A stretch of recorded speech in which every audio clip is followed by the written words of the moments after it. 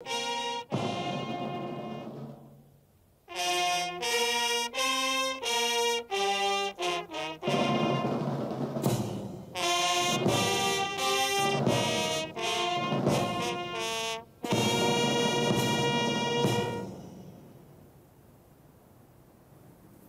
avons donc nous refaisons notre service national. Au lieu de 18 mois, il sera maintenant de 12 mois.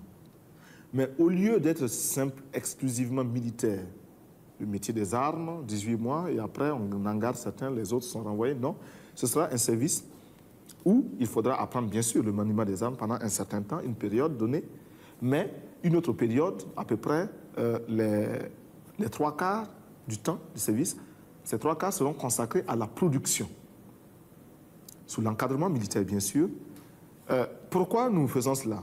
D'abord, nous disons que la défense du peuple incombe au peuple.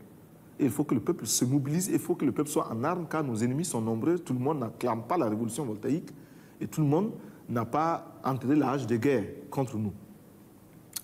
Et aussi, nous estimons qu'il n'est pas question de confier la défense du peuple à une minorité, si spécialisée soit-elle. Non, c'est le peuple qui se défend.